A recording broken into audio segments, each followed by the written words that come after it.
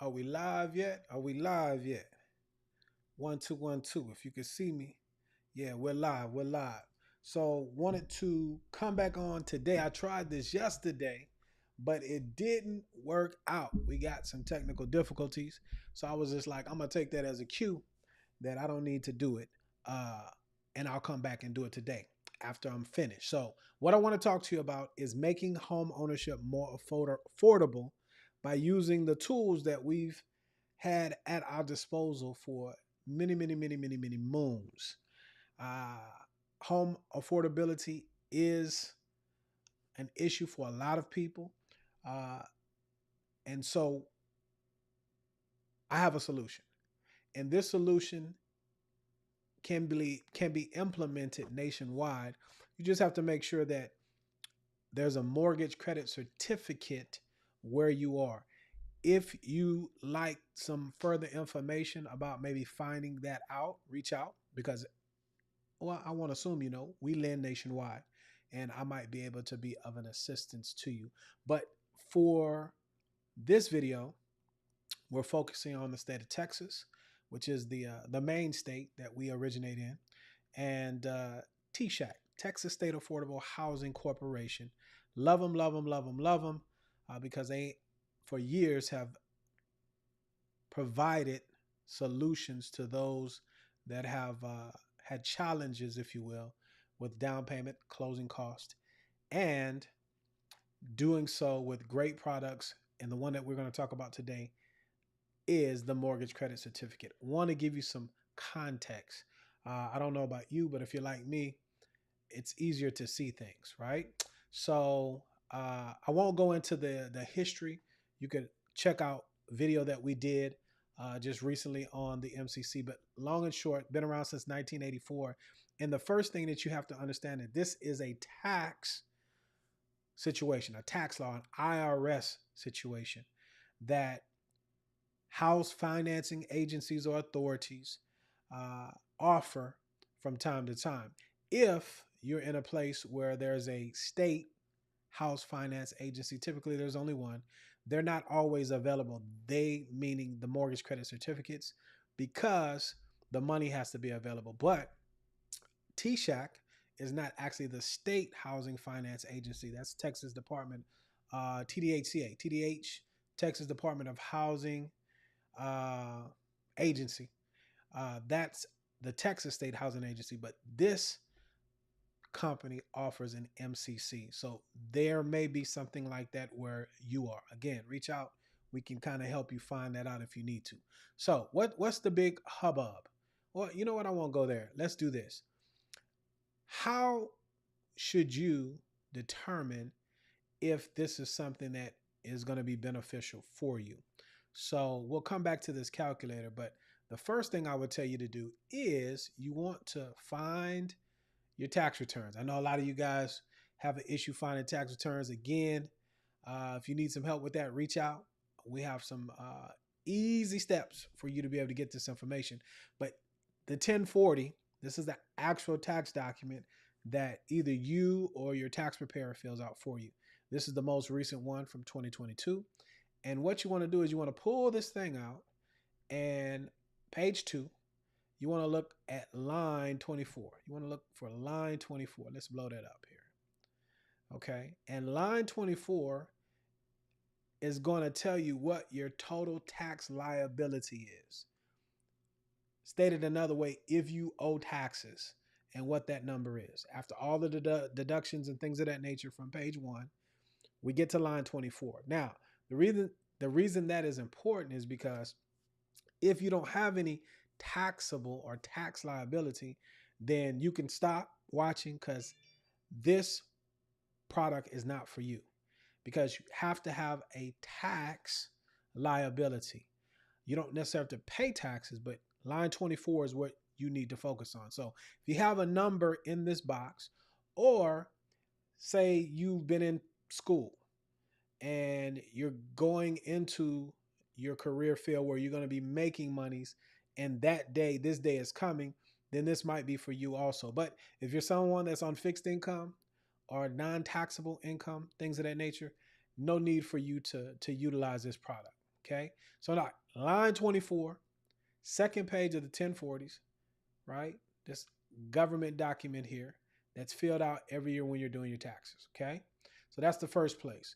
If you have a number here, okay, we're cooking with hot grease. Let's go a little further. Now, what I don't want you to do is say, well, you know what? I didn't have to pay any taxes. Okay. In this section here, I'm getting a refund back. Two different things. More times than not, if you're getting a refund back, it's because you've had enough deductions, or in most cases, that are going to apply to people in this context, is because you gave the government more money than they needed to have throughout the year, and they're just giving it back to you. So, regardless of if you have a refund coming back, again, line 24, if you owe taxes, if you have a tax bill, then you want to potentially move to step 2. Okay. Now, let's do this. Let's, yeah, we'll go there. So now, second thing that you need to know is, okay, I have a tax bill, line 24. That's what Robert told me to look for. Well, how do I know, or what's the next thing I need to know as far as potentially qualifying for this tax credit? So we're going to go right to the horse's mouth. And the next biggest thing that I would want you to understand is how much income, how much money are you making?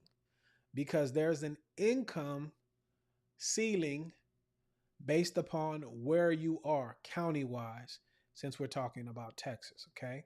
So let's blow this up here. And so once you have identified that dollar amount on line 24 of the 1040 IRS tax document, page 2, then the next thing I want you to do is focus on this income amount, okay? Or you can reach out to somebody like me. We can help you out. But based upon the county, as you can see over here, the different counties, MSAs, will determine the maximum amount of income one could have, okay? And again, if you can't find your county, just reach out and we'll help you out. But each county has a area median family income threshold that's established at 80%, okay? And if you're at that 80% or less, then we're good. We're good. You got 2 boxes checked. Now, the last box that you would need to check is, are you a first-time home buyer? And you would have to be a first-time home buyer in this instance because this is an IRS tax situation. So, first-time home buyer, you've not had ownership interest within the most recent 3 years.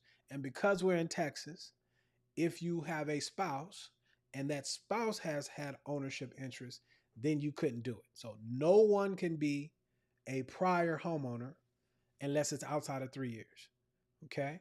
So just recap on my tax returns, page 2 of the 1040, I'm going to look at line 24. And if I have a dollar amount here, you're a candidate. Okay. Then I want to find out, okay, am I making too much money? Okay.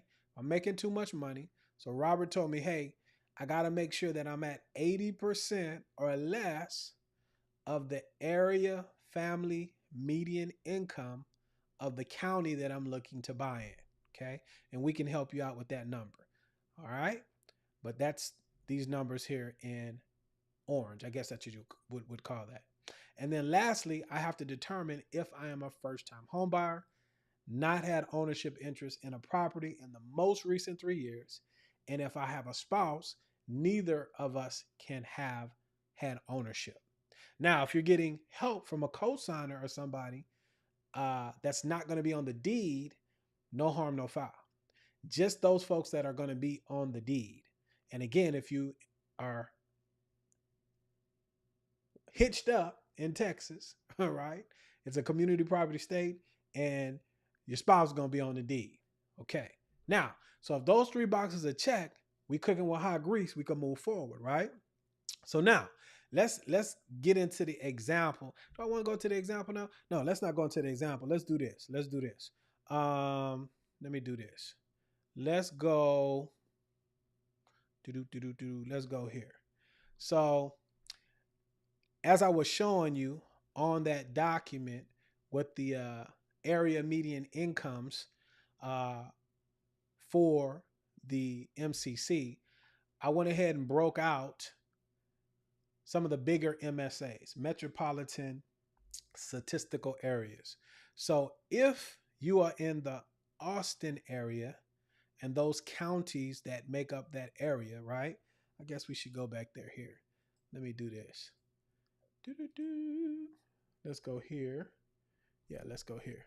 So if you're in the Austin area, okay, Austin, Round Rock, MSA, those counties are Bastrop, Caldwell, Hayes, Travis, Williamson. Fort Dallas, Collin, Dallas, Denton, Ellis, Hunt, Kaufman, Rockwell, Fort Worth, Arlington, Johnson, Parker, Tarrant County. Okay. Houston, Woodlands, Sugarland area, Chambers, Fort Bend, Galveston, Harris, Liberty, Montgomery, Waller, and the San Antonio, New Braunfels area, Bandera, Bear, Comal, Guadalupe, Wilson. Okay, if you're in those larger MSAs, then you can make up to or as much as in the Austin area $97,840. That's 80% of the area median income for those counties.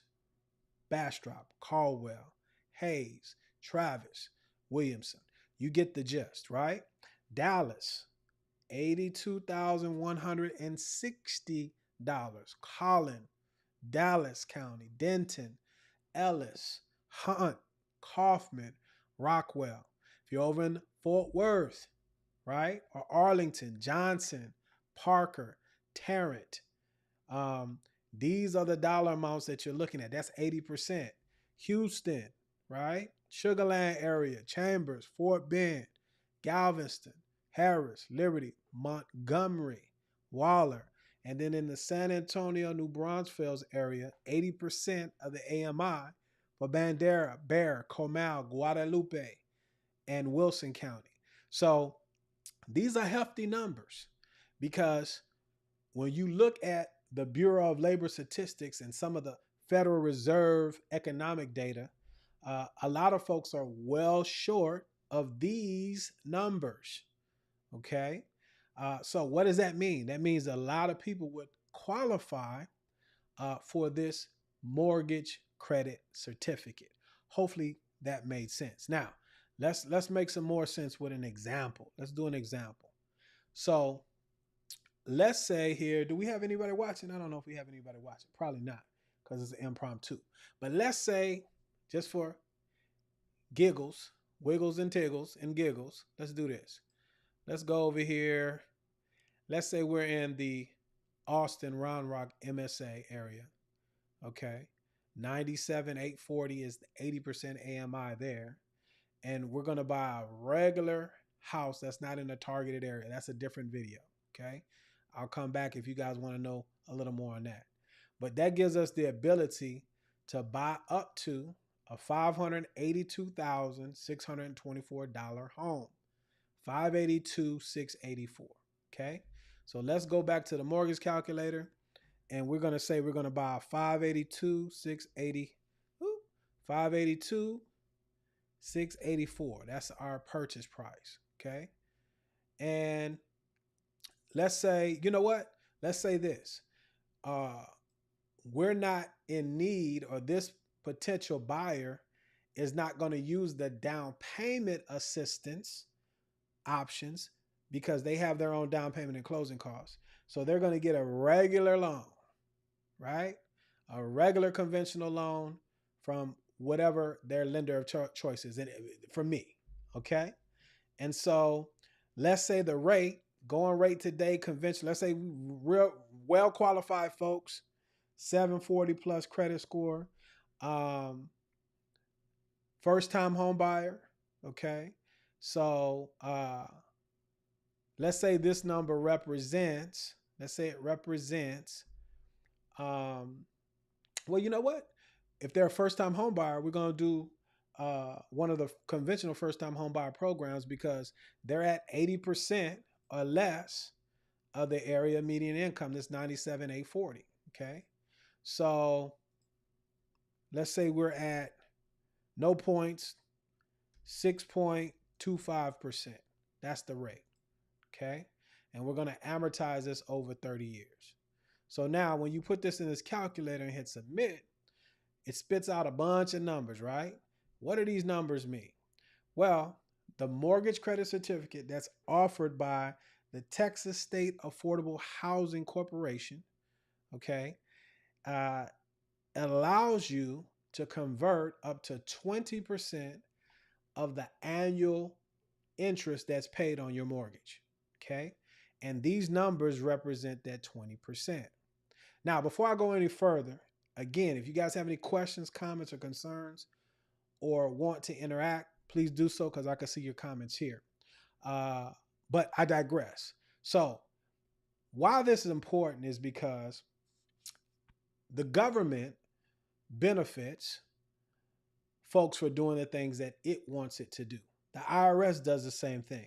And I think we have to reprogram ourselves and not look at these entities as from an adversarial vantage point, but one of how can I benefit as a result of understanding these things. And in the time or at the time of this video, a lot of folks are dealing with affordability issues.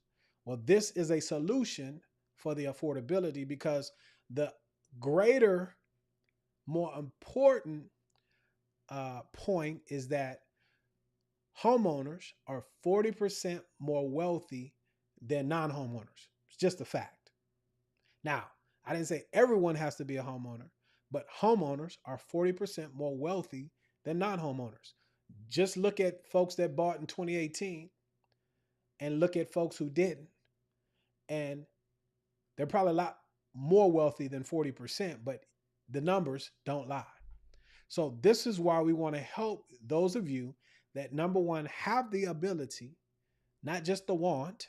Okay, I want to do a whole lot of things, but I don't have the ability. But those of us that have the ability to buy, but we're waiting because we really don't understand the environment. That's why I'm bringing this to the fore and trying to give an example. So now that we set that plate, we set the dishes, everything looks good. You know, I don't know about you. I like a good meal. I like it to look good and taste good. So we set the table, right? First year, the 20% represents the $7,245. Now, let's go back to our IRS tax form. Let's say that this person, if they're making $97,000, right, $840, that's the 80%. And, say they just graduated from school or whatever, probably got some taxes that they're paying, right? They don't have any write-offs and things of that nature. So let's just, for tickles and wiggles, let's say that their tax amount here is $7,000. Let's say it's $6,000. Let's say the tax liability, after the tax man or woman did everything that they could, they say, hey man, you making too much money and you had a good year, but you owe them people $6,000. Well, in that example, that person could take 6,000 of this 7,245, in essence, have $1,245 left over. And they could actually, let's go down here on this line here where it says, right, the amount you owe. I'm all too familiar with this. Line 34, not the refund. Let's see here. Where is it at? Yeah, 37 and 38, right? The amount you owe, line 37. Let's say here it said you owe $6,000. Well, that person would be able to take 20% of that tax credit, okay, or that whole $6,000 and pay the IRS tax bill, right? Now, okay, well, that sounds good, Robert, but what does that have to do about affordability in getting in the home? I'm glad you asked. It's because there's something called a effective rate. There's nominal rates and effective rates. And they make this stuff sound more difficult than it needs to be. But effectively, what are you actually paying? Well, a part of the tax code says that if I own a home and I'm paying mortgage interest, I could use that mortgage interest to lower my income, ultimately lessening my exposure to the tax rate, the dollars that I have to pay taxes on, right? So I could do that. So that's a deduction. But what's greater than a deduction is a credit. So once I convert that 20% of that 100% of interest that I pay for on an annual basis, as long as this is my primary residence, then effectively, right? Let's do this. If we say, what's effective? When I go to effective rates, pardon me, what we would do is this. Let's switch over. So my effective rate would be, I would take, what would I take? The 6.25%, forgot what the interest rate was on this example, and multiply it times 0.8 or 80%.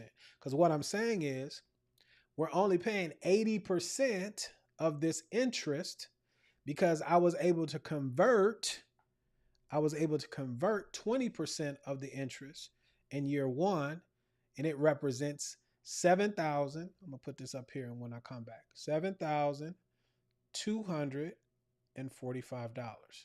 Okay, so the 20%, move this over. Okay, this represents the MCC. See, MCC, 20%.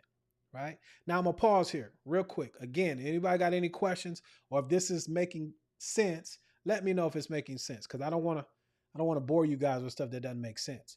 But what you have to realize is that all mortgage credit certificates are not the same. They're not all equal. So it's very important. And again, if you want to reach out to me, if you have one in your area and you really don't understand what's going on, I don't mind helping you out. You can schedule a consultation. Doesn't cost anything to talk. But as it pertains to the Texas State Affordable Housing Corporation, MCC, it allows for 20%, because the IRS, the tax rule states that as long as it's 20%, then there's no cap on the amount of money that you can realize as far as the credit is concerned on an annual basis. If the MCC is greater than 20%, then the credit cannot exceed $2,000. No disrespect. Texas is a great state. I digress. No, I don't. If you guys are coming, call me. Better yet, schedule a consultation so I can show you how to get in, especially if you're a first-time home buyer. So let's get back to it. So now the effective rate, effectively, okay, I'm only paying 80% of this 6.25%. So we pull out the old calculator, right? Let's do some math. 6.25 times 0.8, okay? So our effective rate, you guys check me out there, is 5%. Now, I didn't say our interest rate was 5% because the interest rate is 6.25%. But see, we have to raise the level, the acumen level, okay? When I was a pharmaceutical rep, one of the disease states that I sold for was hypertension, high blood pressure. That's what we say in our neighborhood, right? But the blood pressure, right? They call that the silent killer because of the circadian rhythm and things of that nature, and how awesome the Most High has made our bodies and things of that nature. A lot of us could go a long period of time, but in those early morning hours, when the way God has made us, the circadian rhythm starts rising the blood pressure and things of that nature, there's more early morning strokes and heart attacks in those hours. But they call the blood pressure the silent killer. Okay. Well, when we're dealing with money and things of that nature, the things that we don't know, the things that we can't exceed, the things that affect the interest rate kills a lot of us. Okay. So in this case, the interest rate is 6.25%. But now you understand, hey, Robert says we can convert up to 20% of our interest and actually convert it into cash. Okay. Now, I gave one example of how you could pay the tax man. Okay. But let's say this. Let's say, hey, I don't owe no taxes, Rob. Right? I'm getting money back. Okay. I like the way that sounds. Let's say this. Where do I want to go? Yeah, let's go over here. So let's say I'm getting money back. Okay. I feel you. Because if you're getting money back, if you're up here on the 1040, okay, on the refund box, and you're getting money back, most cases you've paid more throughout the year. Okay. And let's do this. Let me try to do some when you guys come back. You've paid more throughout the year. Yeah, let's do this. And so you have a bucket. Okay. And throughout the year, you put a lot of money in that bucket. Okay. And your bucket, your cup runneth over at the end of the year. Okay. And you got a lot of dollars. Okay. So hopefully after today, you guys will stop getting excited over big refunds, because it's your money. Didn't come out of thin air. Okay. It's your money. So that means you had a lot of so a lot overflowed, and you had a refund in most cases. And that's cool, because a lot of folks are like, I'm cool, I ain't have to pay anybody, and I'm getting some of my money back. Well, in this case, that mortgage credit, okay, for the first year, if you're getting refunds back, but you have a tax liability, I got to keep driving that point home. On line 24, you have a tax liability, okay? $6,000 in our example, okay? But in this case, these folks overpaid. Let's say they were getting back $8,000. Well, what happens is in this tax credit, because you dealt with the right team, they got you this tax credit because you can only get it as a first-time home buyer. Well, in essence, that $7,000 goes into this bucket first. Okay.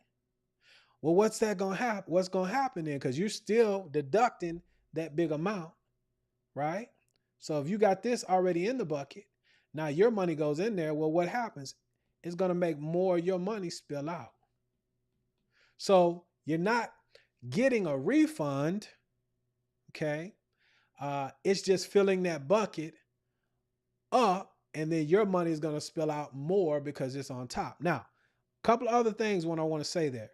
You're never going to get more, because remember, as I explained in this example, let me slow down a little bit. As I explained in this example, the tax liability here in this year was $6,000. So you cannot get more credit than what's owed, the tax liability. So 6,000 is the cap here. But the good news is, because this is an IRS thing and they want to benefit those that create housing, be it yourself or if you're a landlord or something of that nature, because the government doesn't want to do that, right? They're not good at it. They're not efficient at it. So in our example, it was 6,000, but the credit, the actual credit on the calculator here was $72.45, as you can see it here in our example. Well, that extra $1,245, that gets carried forward. You can carry that forward into the future for up to 3 years. Man, you can't beat this stuff with a stick. And you also can use the other 80% of the interest to lower your tax liabilities. Hopefully you guys are picking up what I'm trying to put down. But you can only get this as a what? First-time home buyer. Only get this as a first-time home buyer. Okay? So, you know what? I think I hit the nail on the head. I got folks in the office telling me that, you know, sometimes I take it too far. So I don't want to take it too far. So if anyone is watching, if that makes sense, if you just give me a thumbs up or some hearts or something of that nature, I would greatly appreciate it. But as I get ready to wrap up, I want to say this. Avail yourself to the YouTube channel at Lend2USA. Search there, subscribe, because we drop a lot of content like this on the regular to help you understand the importance of ownership and how to get in. Okay? Because this is just one tool that you can use to strategize to get on the property ladder. And then, as always, when things the environment, the interest rates are in a more favorable position, you reposition. That's what all of the gurus do. That's what all the wealthy people do, right? Uh, I'm not gonna say that. So here is a strategy, one that you can use. I put this calculator in the description. Avail yourself. Look at the TSAHC website. There's down payment assistance in the form of grants, silent seconds, and mortgage credit certificates. You know what? I do want to say this. I want to say this because I don't want, I hate when people just show you the good. Uh, let's do this before we go. What's the cons, if any? Well, if you decide to sell this home that you purchased using a mortgage credit certificate within the first 9 years, you have the potential to have what's called a recapture tax. Now, that recapture tax will never be more than 6.25% of the rate, okay, in year 5, or more than 50% of the gain, okay?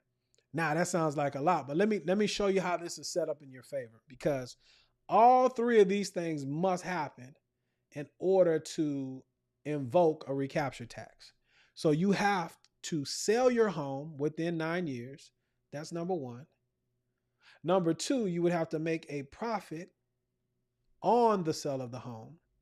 And then lastly, your income would have to increase every year that you've had the home 5%. There has to be a 5% increase every year. Now, the deal is this. If you're getting a 5% increase, because Fred, right, the Federal Reserve economic data says most incomes have an increase for the last 20 years. But if you're getting 5% every year, then, pay the man. You blessed. You winning, right? But not just a 5% increase. You'd have to sell for a profit, and then you have to sell within the 5 years. Year 5 would be the most expensive, and then it declines to year 9. If you sell after year 9, you're good to go. But the key is all three of these things have to happen to invoke a recapture, okay? Got to keep that in mind. And one other thing that you have to keep in mind is this. As far as the recapture is concerned, your 5% increase is going to start. It will be based on the year and time that you closed and the county limit. It has to start from there. So what I'm saying is, if you qualify for this home and you were making $75,000 and you were in the Austin area, right? Travis County area, right? Bastrop, Caldwell, Hayes, Travis, Williamson County.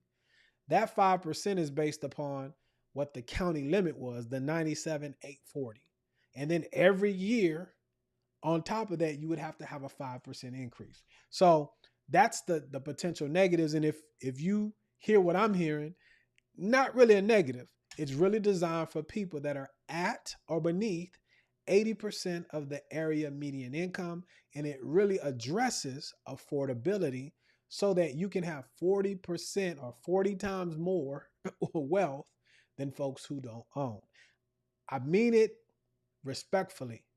If you are a homeowner, because we all aren't, if you're a homeowner and you're a first-time homeowner, you owe it to yourself to schedule a consultation and let's explore your options. So as I get out of here, again, hit the subscribe button, check out the YouTube channel, watch the videos, and more importantly, let me know what it is that you guys would like to see, that you would like to have more information on as it pertains to residential real estate, either buying or selling. So my time is up. I thank you for yours. As I always say, guys, let's be good to one another. Let grace abound. And until the next time, peace. Y'all be blessed.